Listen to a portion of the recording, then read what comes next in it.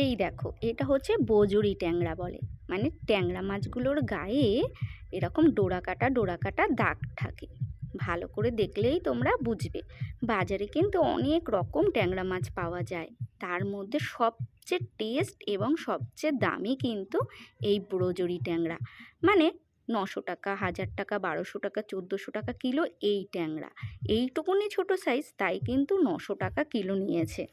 এবার তোমরা বুঝতেই পারছো যে মাছটা কতটা টেস্ট হলে এতটা দাম হতে পারে। তো এই কারণেই তোমাদের বলা, কারণ বাজারে কিন্তু প্রচুর রকমের ট্যাংরা পাওয়া যায়।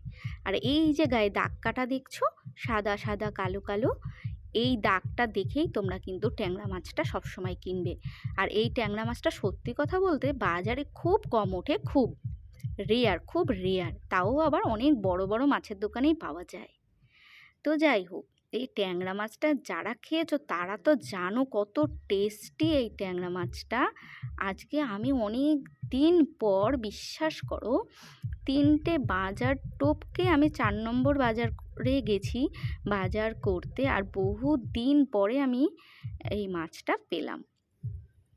আর কি নিয়ে চলেও এসছি।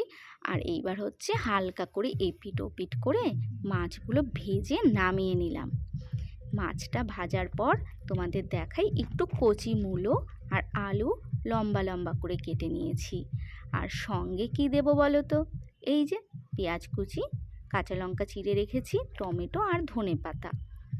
মাছে খুব একটা বেশি মশলা লাগে না, তবে ফোড়নে কিন্তু দেব কালো জিরে। কালো জিরে ফোড়ন দিয়ে এইবার সুন্দর করে একটা সেন্ট যখনই উঠে আসবে, তখন দিয়ে দেব কেটে রাখা আলু আর মূলো। যেহেতু খুব কচি মূলো, তাই আর আমি ভাপিয়ে জলটা ফেলাইনি। তো এইবার হচ্ছে আমি সুন্দর করে একটু কড়াতে নেড়ে চেড়ে নেব। বিশ্বাস করো, এই ট্যাংরা মাছের তরকারিটা এতটাই টেস্টি যে যখন খাচ্ছিলাম আমার চোখ বন্ধ হয়ে আসছিল। এত টেস্ট, এত টেস্ট, এটাই বারবার বলছিলাম। তো যাই হোক, এইবার হচ্ছে আমি লবণটা দিয়ে তো একটু ভেজে নিলাম, কিন্তু তারপর আমি পেঁয়াজ কুচি আর লঙ্কা চিড়ে রাখা সেগুলোও দিয়ে দিলাম। দিয়ে ভালো করে নেড়ে চেড়ে এইবার হচ্ছে আমি বাকি জিনিসগুলো এক এক করে দিয়ে দেব।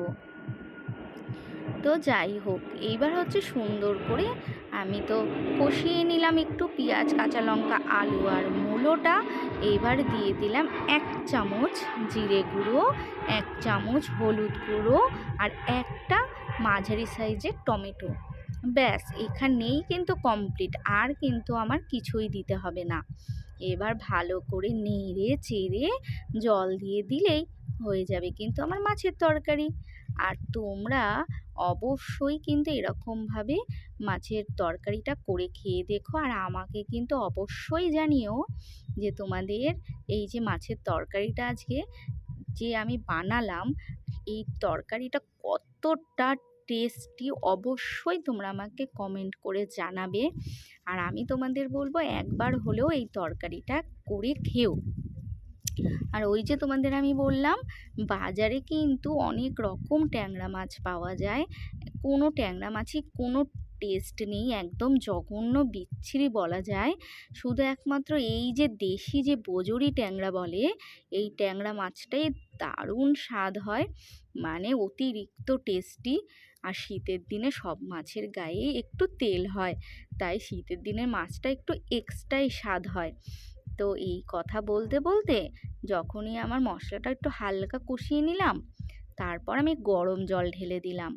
এবার গরম জল ঢালার পরে একটু এবার জলটা আর একটু বেশি দিলাম, কারণ কি মাছটাও তো একটুখানি তেল মশলা ঢুকবে সেই ভেবে।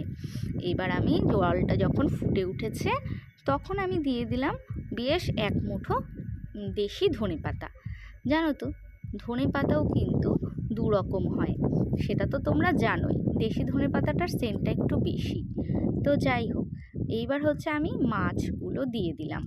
মাছগুলো সুন্দর করে দিয়ে একটু আমি মানে ঝোলের মধ্যে দিয়ে দেওয়ার চেষ্টা করছিলাম। আর বিশ্বাস করো, গরম গরম ভাতে শীতের দিনে রোদে বসে খাওয়ার মজাই আলাদা। যখন আমরা ছোটোবেলায় এরকমভাবে রোদে বসে খেতাম খুব মজা পেতাম। আর এখন এত ভালো মন্দ রান্না হলেও ওই ফ্ল্যাটের ভেতরে ঠান্ডার মধ্যে খেয়ে যে খুব একটা মজা পাই তা মোটেও না। তো যাই হোক, ছোটোবেলাটা তো হয়তো আর ফিরে আসবে না, কিন্তু হ্যাঁ, ছোটোবেলার যে ভালো স্মৃতিগুলো আছে সেইগুলো খুব মনে পড়ে আর খুব মিস করি। মনে হয় যে সেই দিনটাই, সেই সময়টাই যদি থেমে থাকতো। তো যাই হোক, সেটা তো আর হওয়া সম্ভব না। তো মিস তো আমরা সবাই কম বেশি করি বলো। তো ঝোলটা দেখতে দেখতে কিন্তু কিছুটা টেনে গেছে। এইবার আমি মাছের তরকারিটা নামিয়ে দেওয়ার পালা। তার আগে আমি লবণটা ভালো করে দেখে নিয়েছিলাম যে লবণটা ঠিক আছে কিনা। দেখলাম একদম ঠিক আছে। তো এইবার তাহলে নামিয়েই দিই, আর নামিয়ে চলো তোমাদের দেখাই। এই দেখো, নামিয়ে দিয়েছি, আর নামানোর পরে কালারটা কিন্তু এমন হয়েছিল। তো যাই হোক, তোমরা কিন্তু একটু আমার ভিডিওটায় যারা নতুন রয়েছো একটু ঘুরে এসো। আমার ভিডিও দেখে আশা করি তোমরা বোর হবে না। আমার অনেক রকম ভিডিও চ্যানেলে দেওয়া আছে, আশা করি তোমাদের খুব ভালো লাগবে। একটু দেখে নিও। আর তোমাদের যদি আমার ভিডিও ভালো লাগে তাহলে আমার পাশে থেকো, আর কমেন্ট করে জানিও তোমরা কোথা থেকে আমার ভিডিও দেখছো। তোমাদের কমেন্ট পড়তে আমার ভীষণ ভালো লাগে, আর আমি সবার কমেন্টেরই আশা করি রিপ্লাই করতে, কারণ আমার ভীষণ ভালো লাগে যখন তোমরা কমেন্ট করো। তাহলে আজকে কিন্তু ভিডিওটা এখানেই শেষ করছি। সবাই ভীষণ ভালো থেকো। টাটা।